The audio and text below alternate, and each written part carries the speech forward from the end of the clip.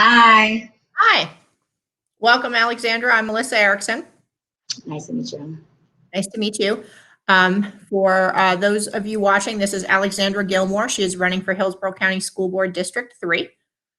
And I've explained the format, but I'm going to do it on camera. We have 7 questions. You don't have to get through all of them. They're just a guide. What we want is for you to put your authentic self out there. People have been saying that they're hearing the same questions with the same 2-minute answers over and over again. So I want to give you extended time. It's just you and I in the chat room. None of the other people in the race are in this room. I'm doing each conversation separately. You'll see the question up on the screen, and then you take as long as you want to answer. The only time limit being that it's 20 minutes for the entire interview.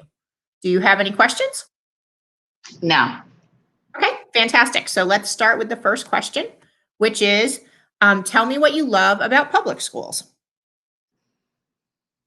What do I love about public schools? Well, I'm a child. I can't talk.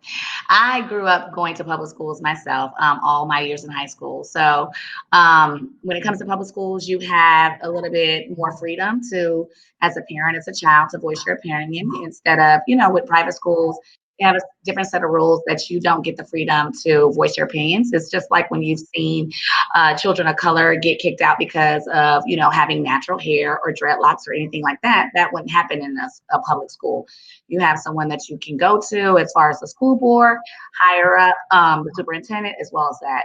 And so you can't be discriminated against in the same manner. So that was what allows me to like public school a little bit better than private school or charter school. Okay.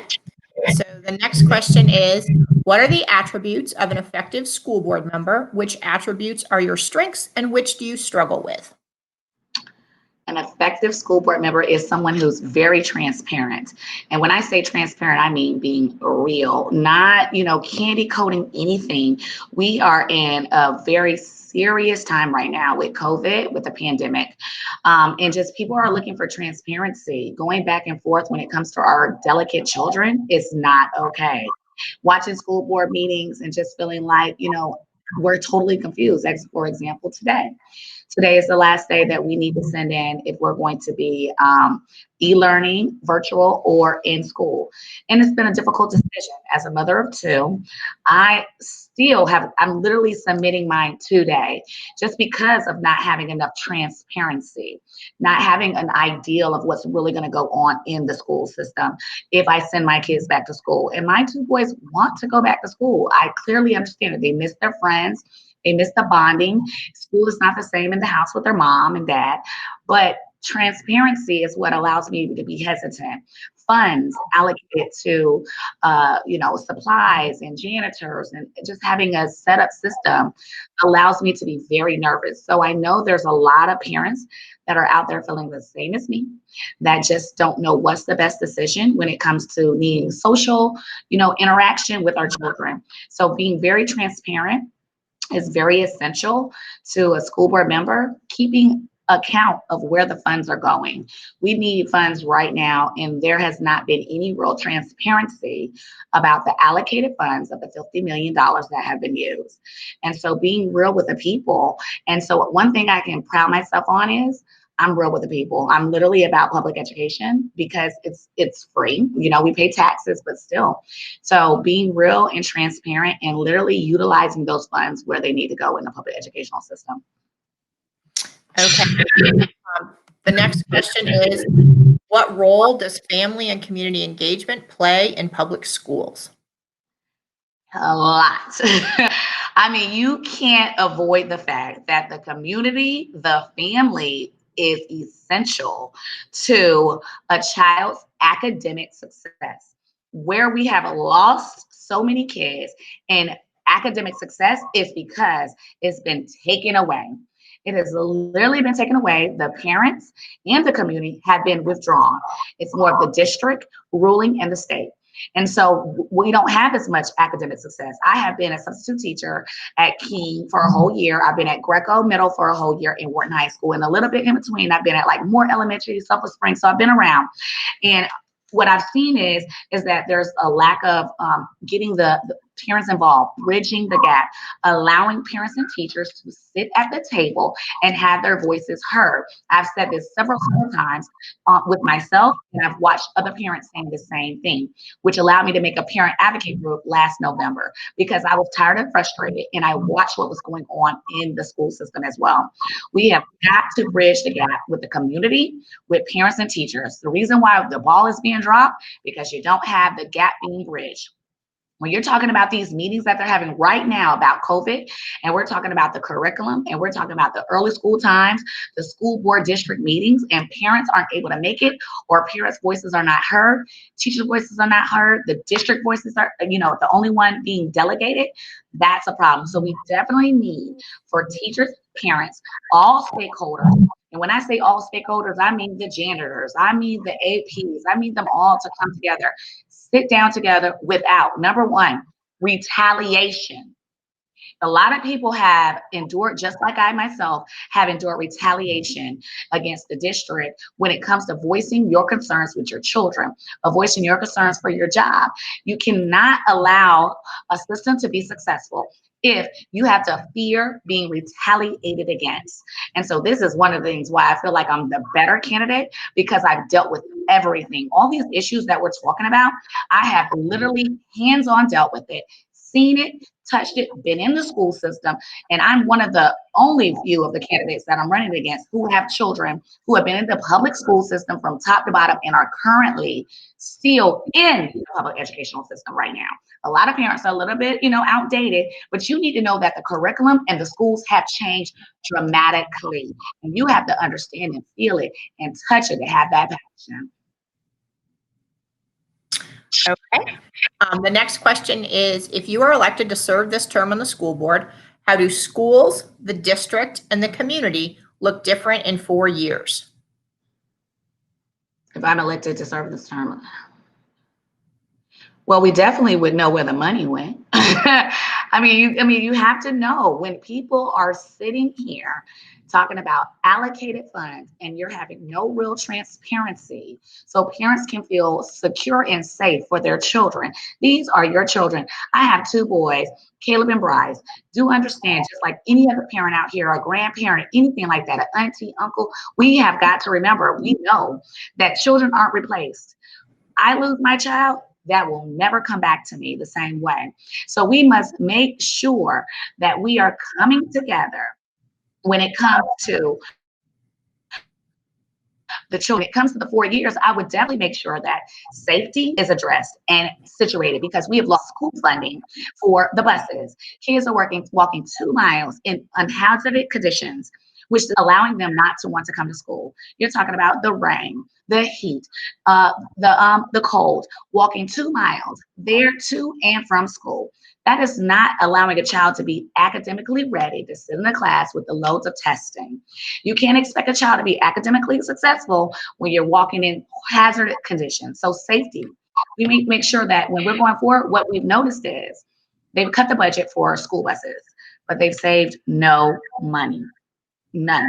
So you're talking about cutting buses for children to get to school safe and sound, and you're saving no money. And even if they are saving money, is it worth the life of a child?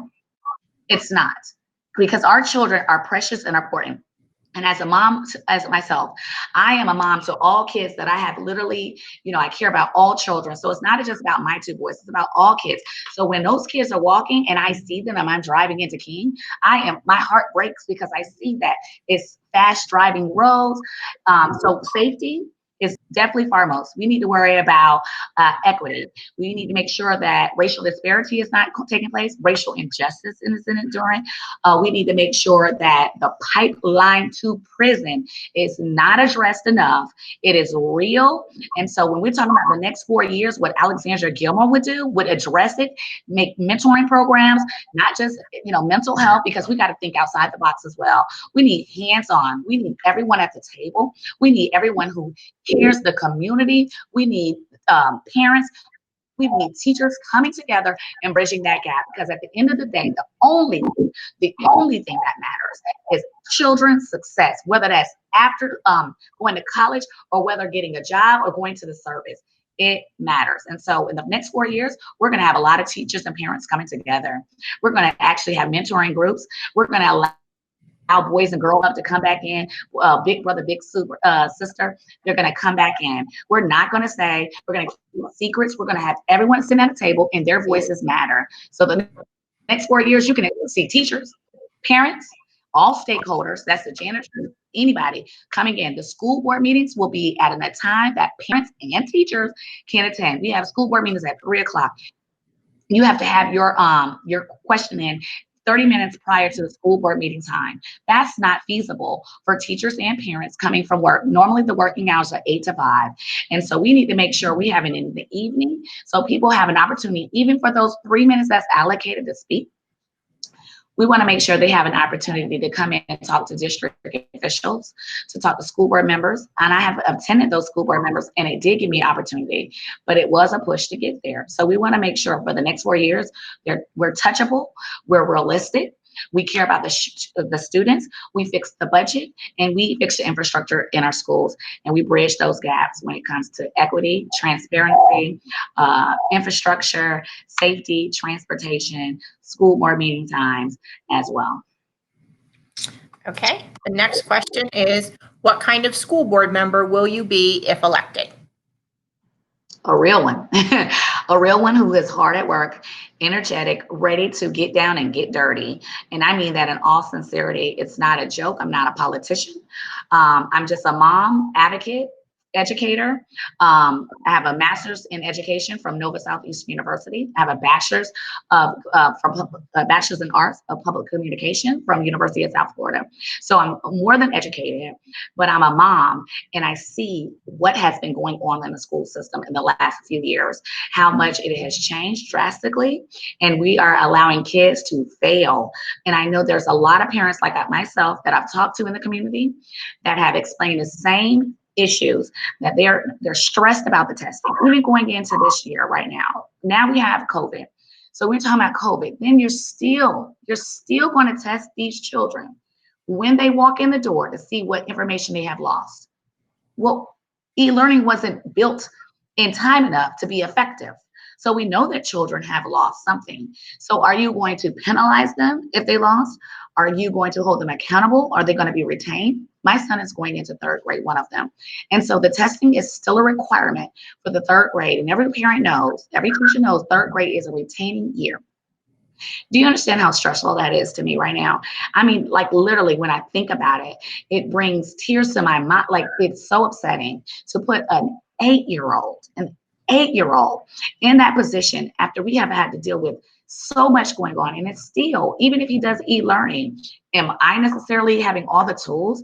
Is e-learning up to par for him to be successful?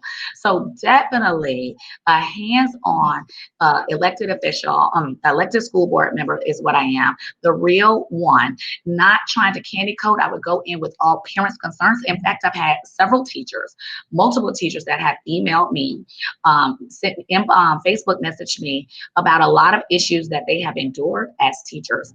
And so I've already began, like I've already done when I've talked to the community and talked to friends, started going out there just like I've already done before. But now I'm just getting more, more concerns and more understanding, even more because of the fact that I'm running as a candidate. But the community believes in me. I have lots of just friends and people have reached out to me saying, you are the person for the job. You keep it real. You're not going to candy coat anything. And when it comes to children, teachers, and parents' voices, I'm the advocate for that. I'm the educated individual for that. So for the next 4 years, you can expect transparency to be real because we have a job to do. And it's not just Alexandra's seat, it's for all of us. I can't do this alone. I need the community. I need teachers and parents. If I had to do it alone, I would gladly do it alone because I've done it myself. But no, we need to come together. It's not just about me and my children. It's about all of us coming together because we want our children to be academically successful, safe, and sound with getting the best of what they need. Okay. The next question is, what are the responsibilities of the school board and individual school board members related to public education advocacy? So it's to actually keep the superintendent up to par what he needs to do. So you hold the superintendent up to par on his, when he's going in to vote on things and he's making suggestions. But as well, and hold the budget accountable. Transparency with the budget, not giving allocated funds that are supposed to be for the children to someone else, or to cars, or to buildings, because it's not important when we have children. When it comes to infrastructure, not up to par. We have no technology. We're lacking books. These things are what a school board member is supposed to be: an advocate for children. I think the sad part is, not I think, I know that you see that a lot of people in higher places, and not just district, this goes to the state too, have lost what the real passion was. The real passion that you came into the position is to be an advocate and a spokesperson for children.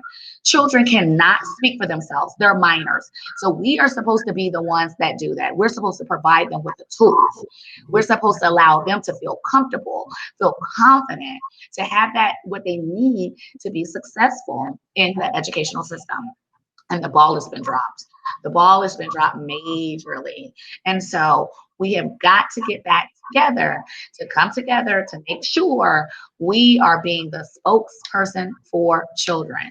Until we do that, we will continue to see failure, which is not okay. That's not okay for 1, 2, 3. That's not okay. We need all children to have the opportunity to have a bridge to cross over. We have success on one side, we have children on one side, but we've taken away the bridge in the middle for them to cross over it. How do we do that? As adults. As adults, we have to remember, a lot of people like to think that children, when they hit 13, like my son, that he is an adult. He is not an adult. He is still a child. And so we have to remember that going forward. Even a 17-year-old, he's still a child. We're supposed to help him. And so that would be definitely my platform the whole way through, that we're going to make sure these kids are academically successful. And I mean that in every word. Okay, we're down to about 4 minutes, and you have one last question. I just wanted to let you know where you were on time. So the last question is, what does constituent outreach and constituent services look like under you as a school board member?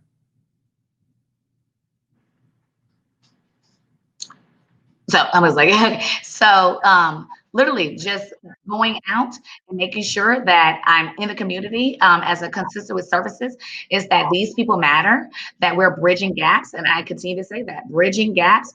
When it comes to outreach, we need more programs. We need mentoring programs. They have taken it away. I know some teachers at Greco Middle School who have literally done what they could to bring in like outreach, consistent outreach programs into the school, and the district turned deaf ears as they have done to my complaints. And I know there's many other parents and teachers who have these same complaints.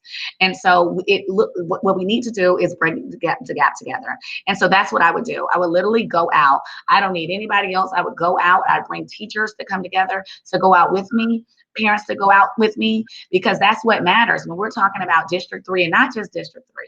Because people say, well, it's my district. No. If you're a school board member, you are for every child, not one child. You're for every child. Because like I said, I don't want Tommy or John or whomever falling under the tracks. So we need outreach programs coming in. As when I went to middle school and high school, we would have those programs. We've taken away programs such as Book It, such as Don't Do Drugs, DARE, DARE, things like that, bringing mentors in, bringing, stars like the Bucks players. When I was in school, you had Shaq come in. We had all of that. And we've taken away the camaraderie for these like outreach programs to come in and be in our schools. So me going forward, I would literally go out and reach out to these people, the Bucks players, the community workers, whomever, to come in and preach, to talk to our kids.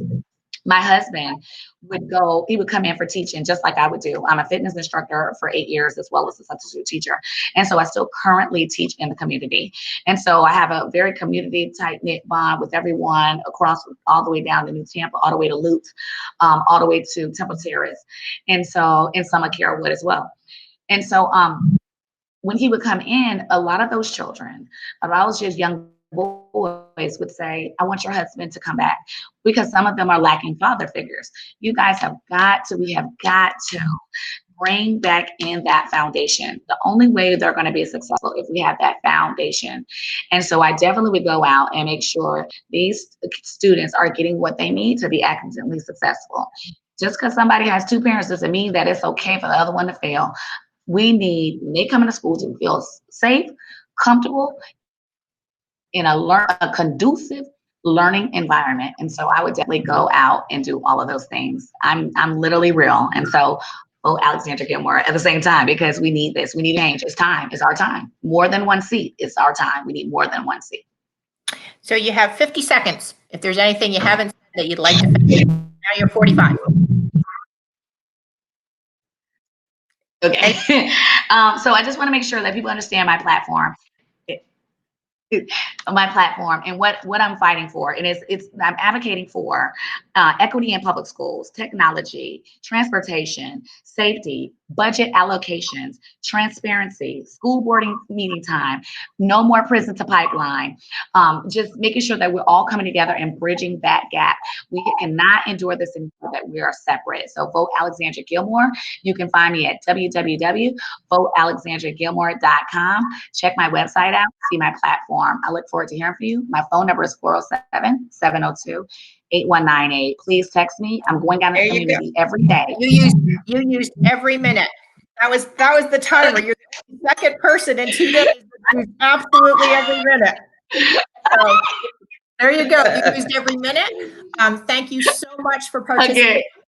Okay. We are all of these until I'm finished doing all of them. We're doing them in both Hillsborough and Pinellas because we have a programming footprint in counties.